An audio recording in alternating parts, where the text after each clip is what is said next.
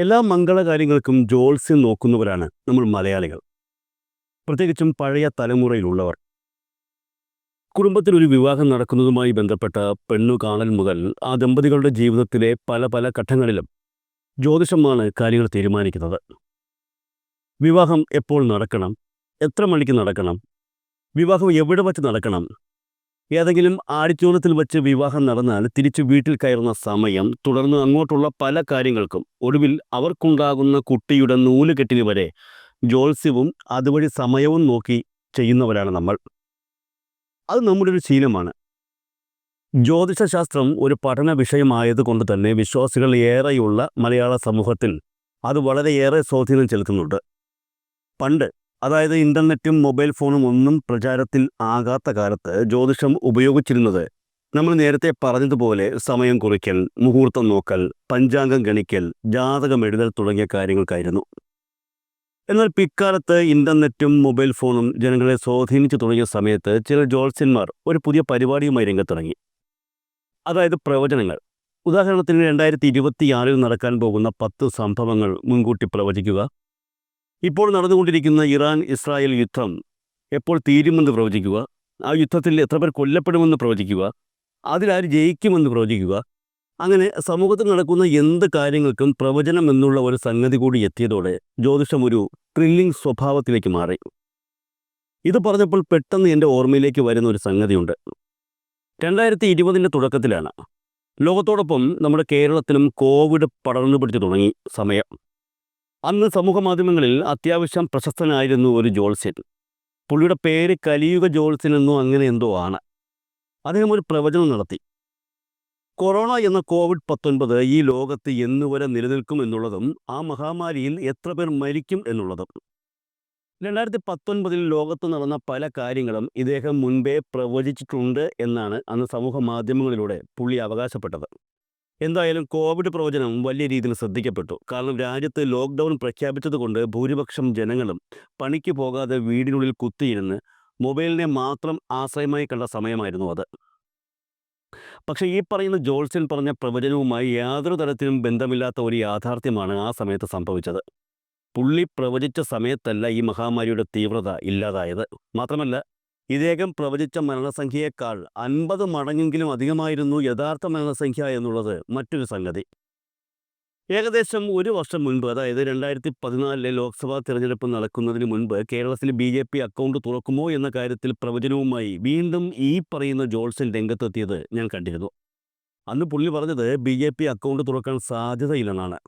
തൃശ്ശൂരിൽ സുരേഷ് ഗോപി അക്കൗണ്ട് തുറക്കില്ല എന്ന് പുള്ളിക്കാരൻ എടുത്തു പറയുകയും ചെയ്തു. ഒടുവിൽ യഥാർത്ഥത്തിൽ എന്ത് സംഭവിച്ചു എന്നുള്ള കാര്യം ഞാൻ പ്രത്യേകം പറയേണ്ട ആവശ്യമില്ലല്ലോ.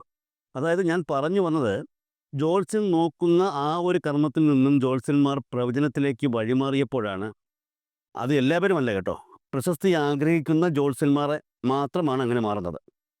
അങ്ങനെ മാറുമ്പോഴാണ് ജ്യോത്സ്യന്മാരുടെ വാക്കുകളിലുള്ള വിശ്വാസം ജനങ്ങൾക്കിടയിൽ നശിക്കുന്നത്. 10 പ്രവചനം നടത്തുമ്പോൾ 2 എണ്ണമെങ്കിലും ശരിയാകണമെന്ന ഒരു ഉദ്ദേശത്തോടെയാണ് ഓരോ ജ്യോത്സ്യന്മാരും പ്രവചനം നടത്തുന്നത്. എന്നാൽ 10 പ്രവചനം നടത്തുമ്പോൾ 10 എണ്ണവും തെറ്റിപ്പോകുന്ന കാഴ്ചകളാണ് മിക്കവാറും കേരളത്തിൽ കാണാൻ കഴിയുന്നത്. ഞാൻ ഈ കാര്യങ്ങൾ പറഞ്ഞുകൊണ്ട് തന്നെ തുടങ്ങിയതിൽ കാരണമുണ്ട്. വ്യാഴാഴ്ച നിലമ്പൂർ ഉപതെരഞ്ഞെടുപ്പിലെ വോട്ടെടുപ്പ് നടക്കാനിരിക്കെ മണ്ഡലത്തിൽ ആർക്കാണ് വിജയസാധ്യത എന്ന് പ്രവചിച്ചുകൊണ്ടൊരു ജ്യോത്സ്യൻ സമൂഹ മാധ്യമങ്ങളിലൂടെ ഇപ്പോൾ രംഗത്തെത്തിയിരിക്കുകയാണ്. രാജു മാസ്റ്റർ എന്ന ജ്യോതിഷിയാണ് നിലമ്പൂരിൽ ഇപ്പോൾ നടക്കാൻ പോകുന്ന ഉപതെരഞ്ഞെടുപ്പിൽ ആർക്കാണ് വിജയസാധ്യത എന്ന് ജ്യോതിഷ പ്രവചനം നടത്തിയിരിക്കുന്നത്. പുള്ളിക്കാരൻ അദ്ദേഹത്തിൻ്റെ master mind of knowledge astrology എന്ന യൂട്യൂബ് ചാനലിലൂടെയാണ് ഈ പ്രവചനം പുറത്തുവിട്ടിരിക്കുന്നത്. അതേസമയം ഈ പ്രവചനം പൂർണ്ണമാണോ ഇല്ലയോ എന്നുള്ള കാര്യത്തിൽ അദ്ദേഹം ചില ആശങ്കകളും പ്രകടിപ്പിക്കുന്നുണ്ട്. കാരണം ജനന തീയതിയും സമയവും കണക്കാക്കിയാണ് ഒരു വ്യക്തിയുടെ വിജയവും പരാജയവും പ്രവചിക്കാനാവുക എന്നാണ് അദ്ദേഹം പറയുന്നത്. ഇവിടെ നിലമ്പൂരിൽ മത്സരിക്കുന്ന സ്ഥാനാർത്ഥികളുടെ ജനന തീയതി മാത്രമേ പുള്ളിക്കാരന് ലഭിച്ചിട്ടുള്ളൂ. ജനന സമയം അദ്ദേഹത്തിന് ലഭിച്ചിട്ടില്ല എന്നാണ് അദ്ദേഹം പറയുന്നത്.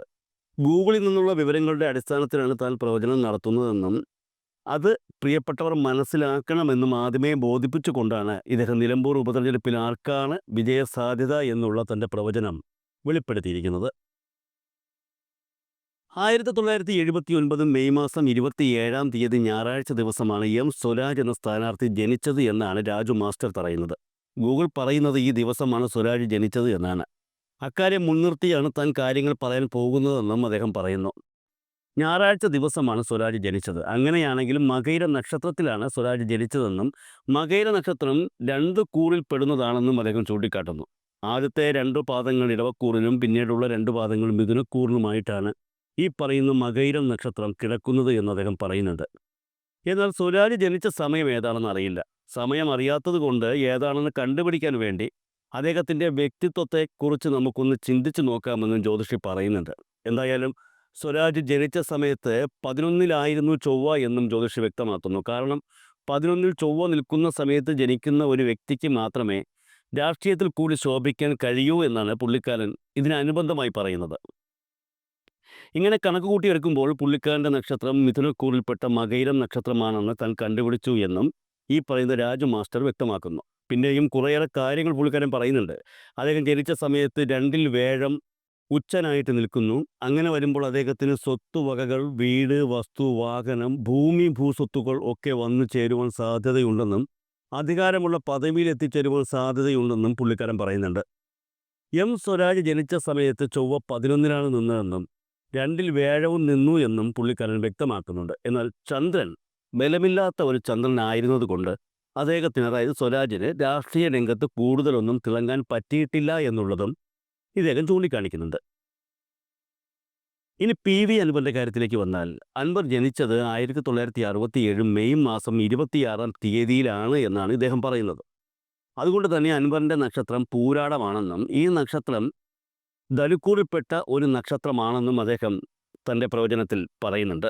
അതായത് പുള്ളിക്കാരൻ കാര്യങ്ങൾ ഗണിച്ച് എടുത്തപ്പോൾ ഈ തിരഞ്ഞെടുപ്പ് നടക്കുന്ന സമയത്ത് PV അൻവറിന് കണ്ടക ശനിയാണ് എന്നാണ് പറയുന്നത്. അതുകൊണ്ട് അൻവറിനെ പ്രവചനത്തിൽ നിന്നും ഒഴിവാക്കുകയാണെന്നും പുള്ളിക്കാരൻ വ്യക്തമാക്കുന്നു. ഈ കാര്യം രാജു മാസ്റ്റർ പറഞ്ഞത് സത്യമാകാൻ വഴിയുണ്ട് കേട്ടോ. മൂന്നാമത്തെ സ്ഥാനാർത്ഥിയായ ആര്യാടൻ ഷൗക്കത്തിൻ്റെ കാര്യത്തിലേക്ക് വന്നാൽ 1966 ഏപ്രിൽ മാസം 3-ാം തീയതിയാണ് ഷൗക്കത്ത് ജനിച്ചതെന്നാണ് ഇദ്ദേഹം കണക്ക് കൂട്ടി പറയുന്നത്. ജനിച്ചതൊരു ഞായറാഴ്ച ദിവസമായിരുന്നു എന്നും അന്ന് പൂരം നക്ഷത്രമായിരുന്നു എന്നും പുള്ളിക്കാരൻ വ്യക്തമാക്കുന്നുണ്ട്. ഈ ആര്യാടൻ ഷൗക്കത്ത് ജനിച്ച സമയത്ത് 11-ന് വേഴം നിൽക്കുന്നുണ്ടായിരുന്നു. അഷ്ടമത്തിലാണ് ചൊവ്വ നിന്നത്. അപ്പോൾ രാഷ്ട്രീയപരമായിട്ടുള്ള പൊട്ടിത്തെറികളൊക്കെ അദ്ദേഹത്തിൻ്റെ ജീവിതത്തിൽ ഉണ്ടാകുന്നത് സ്വാഭാവികമാണെന്നും ജോൾസൺ ചൂണ്ടിക്കാട്ടുന്നു. ഷൗക്കത്ത് രാഷ്ട്രീയത്തിൽ നിന്ന് അകന്നു നിൽക്കാൻ സാധ്യതയുണ്ടെന്നും അല്ലെങ്കിൽ സഹപ്രവർത്തകരിൽ നിന്നുള്ള തിക്താനുഭവങ്ങൾ ഉണ്ടാകാൻ സാധ്യതയുണ്ടെന്നും ഇദ്ദേഹം പറയുന്നുണ്ട്. രാഷ്ട്രീയ പ്രവർത്തനത്തിൽ അദ്ദേഹത്തിന് ബുദ്ധിമുട്ടുകളും പ്രയാസങ്ങളുമൊക്കെ ഷൗക്കത്തിൻ്റെ അനുഭവത്തിൽ വന്നു ചേരാൻ സാധ്യതയുണ്ട്. ഷൗക്കത്തിന് 11-ൽ വേഴമാണല്ലോ നിൽക്കുന്നത്. ഈ സാഹചര്യത്തിൽ എം സ്വരാജിന് 11-ൽ രാഷ്ട്രീയമാണ് നിൽക്കുന്നതെങ്കിൽ ആര്യാടൻ ഷൗക്കത്തിന് 11-ൽ അധികാരമാണ് നിൽക്കുന്നതെന്ന വ്യത്യാസമുണ്ടെന്നും ജോത്സ്യം പറയുന്നു. അതായത് ആര്യാടൻ ഷൗക്കത്തിന് രാഷ്ട്രീയത്തിൽ കൂടി ഒരു അവസരം കിട്ടിയാൽ അദ്ദേഹം അധികാര സ്ഥാനത്ത് എത്തിച്ചേരുമെന്നാണ് ജോത്സ്യൻ പ്രവചിച്ചു പറയുന്നത്. ഒരു അധികാരിയായിട്ടും ഏതെങ്കിലും ഒരു സമിതിയുടെ അധ്യക്ഷനായിട്ടുമൊക്കെ മാറുവാൻ ഷൗക്കത്തിന് സാധ്യതയുണ്ടെന്നും അദ്ദേഹം ചൂണ്ടിക്കാട്ടുന്നുണ്ട്. അതായത് എം സ്വരാജിന് രാഷ്ട്രീയത്തിൽ കൂടി പ്രവർത്തിച്ച് അതിൽ കൂടി ശോഭിക്കുവാൻ കഴിയും. പക്ഷേ ഉന്നതമായ അധികാര സ്ഥാനങ്ങൾ എത്തിച്ചേരുവാനുള്ള ഗ്രഹനിലയില്ല. എന്നാൽ ധനം സമ്പാദിക്കുവാനും സ്വത്ത് സമ്പാദിക്കുവാനുമുള്ള യോഗ്യത സ്വരാജിനുണ്ട്. പക്ഷേ ഒരു ഗവൺമെൻറ്റിൻ്റെ അധികാര സ്ഥാനങ്ങളിൽ എത്തിച്ചേരുവാനുള്ള യോഗ്യത എം സ്വരാജിനേക്കാളും കൂടുതൽ ആര്യാടൻ ഷൗക്കത്തിനാണ് എന്നാണ് ജോൾസൺ വ്യക്തമാക്കുന്നത്. ഗ്രഹനില വച്ച് പരിശോധിക്കുമ്പോൾ അങ്ങനെയാണ് കാര്യങ്ങൾ മനസ്സിലാകുന്നതെന്നും പുള്ളിക്കാരൻ എടുത്തു പറയുന്നു. ഈ ഉപതെരഞ്ഞെടുപ്പ് നടക്കുന്ന ദിവസത്തെ രാഷ്ട്രീയ സാഹചര്യങ്ങൾ പരിശോധിച്ചാൽ ചില കാര്യങ്ങൾ മനസ്സിലാക്കാൻ സാധിക്കുമെന്നും ജോൾസൺ വ്യക്തമാക്കുന്നുണ്ട്. ഇലക്ഷൻ നടക്കുന്ന ജൂൺ 19-ന് ഈ ആര്യാടൻ ഷൗക്കത്തിനെ സംബന്ധിച്ച് രാഷ്ട്രീയം അദ്ദേഹത്തിന് അനുകൂലമായി നിൽക്കുകയാണ്. എന്ന് പറഞ്ഞാൽ പൂരം നക്ഷത്രം ചിങ്ങം രാശിയിലെ നക്ഷത്രമാണ്. ചൊവ്വ അന്ന് ചിങ്ങം രാശിയിൽ നിൽക്കുന്ന സമയമാണ് അപ്പോൾ. അതായത് ആര്യാടൻ ഷൗക്കത്തിനോട് ചേർന്നാണ് രാഷ്ട്രീയം നിൽക്കുന്നത്. അപ്പോൾ അദ്ദേഹത്തിനാണ് രാഷ്ട്രീയം കൊണ്ടുള്ള കൂടുതൽ നേട്ടം കൈവരുന്നത്. എന്നാൽ എം സ്വരാജിനെ സംബന്ധിച്ച് അന്നത്തെ ദിവസം രാഷ്ട്രീയം 3-ാം ഭാവത്തിലാണ് നിൽക്കുന്നത്. അതായത് സ്വരാജിൻ്റെ സഹപ്രവർത്തകരുടെ കൂടെയാണ് രാഷ്ട്രീയ ഭാവി നിലനിൽക്കുന്നത് എന്നർത്ഥം. സഹപ്രവർത്തകരുടെ അല്ലെങ്കിൽ രാഷ്ട്രീയപരമായിട്ടുള്ള സുഹൃത്തുക്കളുടെ ഒക്കെ ഭാഗത്താണ് ഈ രാഷ്ട്രീയം നിൽക്കുന്നത് എന്നാണ് ജോത്സ്യം പറയുന്നത്. അല്ലാതെ സ്വരാജിനോട് ചേർന്നല്ല രാഷ്ട്രീയം നിൽക്കുന്നത്. അങ്ങനെ ഒരു സാഹചര്യം നിലനിൽക്കുന്നതിനാൽ നിലമ്പൂർ ഉപതെരഞ്ഞെടുപ്പിൽ വിജയിക്കുവാൻ സാധ്യത ആര്യാടൻ ഷൗക്കത്ത് ആണ് എന്നാണ് ഈ ജോൾസൺ വ്യക്തമാക്കുന്നത്. ഈ ഉപതെരഞ്ഞെടുപ്പിൽ ഏറ്റവും കൂടുതൽ വോട്ട് കിട്ടാൻ സാധ്യത ആര്യാടൻ ഷൗക്കത്തിനാണ് എന്ന് ഗ്രഹനില പരിശോധിച്ചതിലൂടെ വ്യക്തമായെന്നും അതുകൊണ്ട് തന്നെ എം സ്വരാജിനെ പരാജയപ്പെടുത്തിയ ആര്യാടൻ ഷൗക്കത്ത് നിലമ്പൂരിൽ വിജയിക്കുമെന്നുമാണ് ഈ ജോത്സ്യൻ പ്രവചനം നടത്തിയിരിക്കുന്നത്. അതേസമയം ഷൗക്കത്തിൻ്റെ ഭൂരിപക്ഷം എത്രയാണെന്ന് ഈ ജോത്സ്യൻ പറയുന്നില്ല. ഇത് ഗൂഗിളിൽ നിന്നും ലഭിച്ച അറിവുകളുടെ അടിസ്ഥാനത്തിൽ തയ്യാറാക്കിയ കണക്കുകളാണ് എന്നും ഒരുപക്ഷെ ഗൂഗിളിൽ നൽകിയിട്ടുള്ള വിവരങ്ങൾ തെറ്റിയാൽ ഈ കണക്കുകൾക്ക് മാറ്റങ്ങൾ ഉണ്ടാകാമെന്നും ജോത്സ്യൻ വ്യക്തമാക്കുന്നു. അതായത് ഗൂഗിളിൽ നിന്നും ലഭിച്ച കണക്കുകളുടെ അടിസ്ഥാനത്തിൽ പരിശോധിക്കുകയാണെങ്കിൽ ഇപ്പോൾ വിജയം ആര്യാടൻ ഷൗക്കത്തിനൊപ്പമാണെന്ന് ജോത്സ്യൻ ഉറപ്പിച്ചു പറയുന്നു. നിലമ്പൂർ ഉപതെരഞ്ഞെടുപ്പിലെ വോട്ടെടുപ്പിന് ഏതാനും മണിക്കൂറുകൾ മാത്രമേയുള്ളൂ. വോട്ടെണ്ണലിന് ഏകദേശം 3 ദിവസവും. 23-ാം തീയതി ഒരു 10 മണിയോടെ നിലമ്പൂരിലെ ഉപതെരഞ്ഞെടുപ്പിൽ ആര് വിജയിക്കുമെന്നുള്ള കാര്യം ജനങ്ങൾക്ക് വ്യക്തമായി അറിയാൻ കഴിയും. ആരായിരിക്കും വിജയി എന്നുള്ളത് സംബന്ധിച്ച് നിരവധി പ്രവചനങ്ങൾ എത്തിയ കൂട്ടത്തിൽ ലഹനില വച്ചുകൊണ്ടുള്ള ഈ പ്രവചനവും ഇപ്പോൾ എത്തിയിരിക്കുകയാണ്. ആര്യാടൻ ഷൗക്കത്തിനും അദ്ദേഹത്തിൻ്റെ അനുയായികൾക്കും സന്തോഷം പകരുന്ന വിവരം തന്നെയാണ് ഈ പ്രവചനത്തിലൂടെ പുറത്തു വന്നിരിക്കുന്നത്. എന്നാൽ ഇത് ചിലപ്പോൾ ശരിയായ കണക്കുകളാകാൻ സാധ്യതയില്ലെന്ന ഒരു പോയിന്റും ഈ പറയുന്ന ജോത്സ്യൻ പ്രവചനത്തിനൊപ്പം വ്യക്തമാക്കിയിട്ടുണ്ട്. പ്രവചനം ശരിയോ തെറ്റോ ആയിക്കൊള്ളട്ടെ, ഷൗക്കത്ത് ജയിച്ചു കഴിഞ്ഞാൽ പ്രവചനം ശരിയാണെന്ന് ഈ പറയുന്ന ജോത്സ്യൻ തന്നെ വാദിക്കും.